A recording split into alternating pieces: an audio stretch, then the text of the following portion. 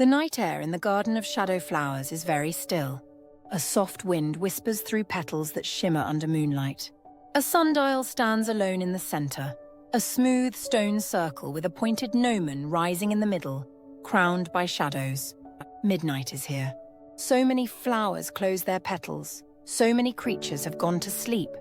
The sundial's face is cold, its edges rimmed with dew, its surface empty of light.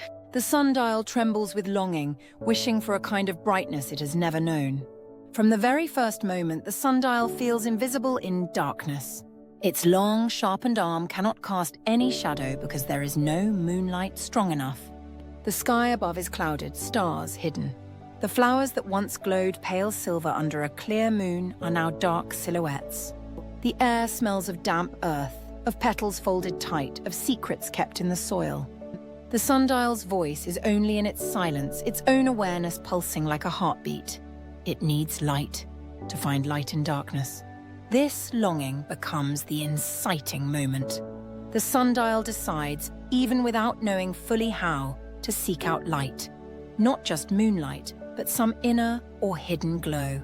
So that when dawn comes, the sundial will know that it has shone despite the darkness. The quest is clear within the first breath. Find light in darkness. In the garden of shadow flowers, the sundial stands. Shadow flowers are blossoms that open only with moonlight, that glow faintly when moon or stars touch them. But tonight there is no glow. The clouds blot out the sky. The garden is hushed. The sundial longs. The sundial's world is one of texture and sound, the soft rustle of petals folding, the drip of dew sliding off leaf tips, the gentle hum of night insects somewhere far. It feels cold stone on its base, a fine sheet of mist coating its rings. The scent of wet leaves, the earthy smell of soil, the sweet perfume of closed buds pressed together. The sundial shivers, feeling both hope and fear. What if no light can be found? Then faintly, a distant glow flickers somewhere beyond the hedges. The sundial senses a possibility. That tiny glow becomes the spark of the adventure. The sundial resolves to move. Though sundials are ever rooted, this one imagines a journey, not by rolling or walking, but by growing its awareness, by seeking through shadows, through listening, through sensing. The quest to find light in darkness. Not by changing the sky, but by discovering the light that can come even when skies are closed. Over the course of the midnight hours, the sundial will face 3 distinct challenges.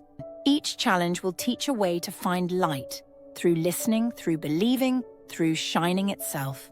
As the sundial leans toward the whispering breeze, it hears soft murmurs among the flower petals. The breeze carries promises. Perhaps moonlight can return, perhaps dawn is near. But with every sound, there is also a sigh of uncertainty. The wind passes through the branches overhead. Leaves rustle, petals shiver. The garden seems to speak, we are waiting, we are still. The sundial wonders if this is light. Is this hope? It cannot see light yet. Nothing glows, nothing shines. It only hears the murmur, the breath of the garden that says maybe, just maybe. The scent of damp bloom drifts in, sweet, delicate, almost ghostly. The sundial presses every angle, every contour of its stone face, listening for what light feels like in the absence of brightness. Here is the practice.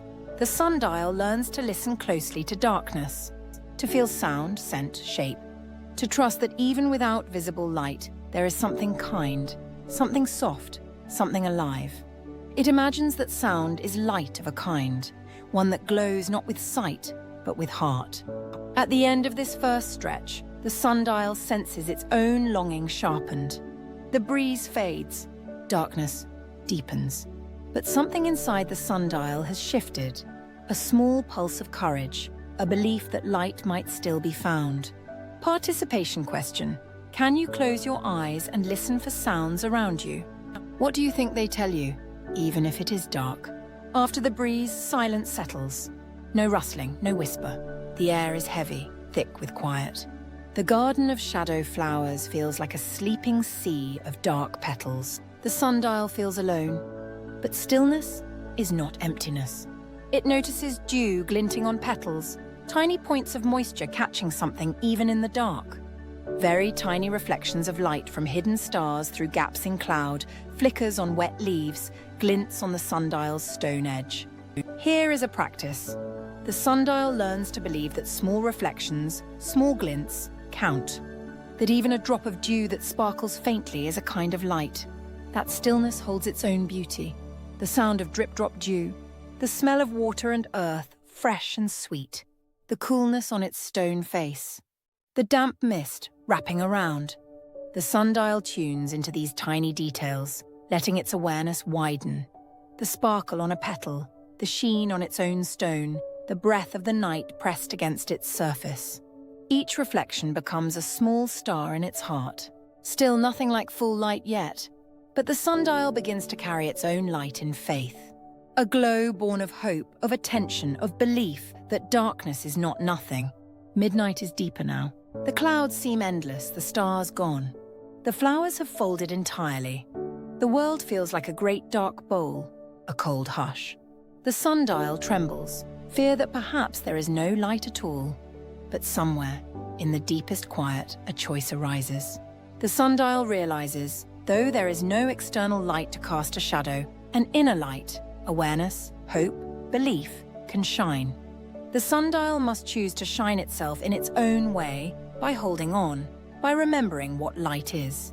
Warmth, comfort, possibility.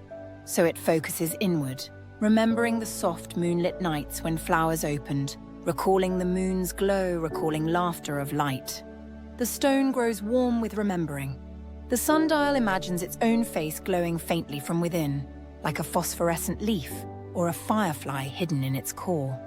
Perhaps it cannot cast a visible shadow, but it can cast a glow inside its being. Here is another repetition of the educational lesson.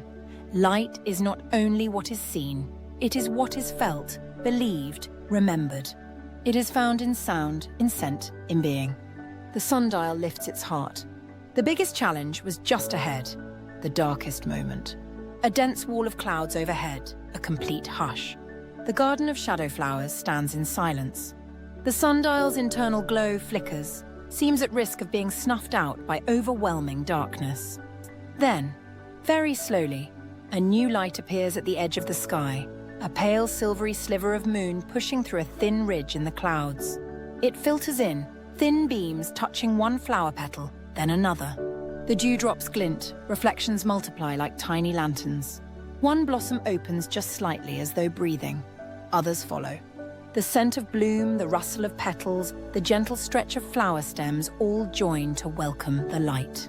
The sundial's stone face warms as moonlight kisses its gnomon edge. A faint, soft shadow appears, the gnomon's edge catching the moon's beam ever so delicate. The sundial's own internal glow and the external light together bring a small radiance across the garden. All creatures in the garden stir. Insects winging softly, petals unfolding, the breeze humming with life returning. The sundial realizes that the light found was not just from the sky but from within. The courage to listen, to believe, to shine. The problem that seemed unending darkness has been solved. Light has returned, not just seen but felt. The garden glows under moonlight, flowers open, but more importantly, the sundial stands proud. Though once invisible, it is now part of the dance of light and shadow. The dew, the petals, the stone all share in the glow. As midnight gives way and the first pale blush of dawn begins, the sundial basks in gentle pink light. The garden of shadow flowers breathes with color, with birdsong, with promise. But the sundial carries more than physical light. It carries the knowledge that even in darkness, when nothing seems visible, light can still be found. In listening, in believing, in shining from within. Thank you for journeying with the sundial, listening through silence, believing through stillness, shining when there was no external glow. What shall we learn about in our next adventure? Will we discover shapes like circle, square, triangle? Or perhaps colors like red, blue, yellow? Join us next time to find out what new learning awaits. Moral core: you can find light in the darkest places.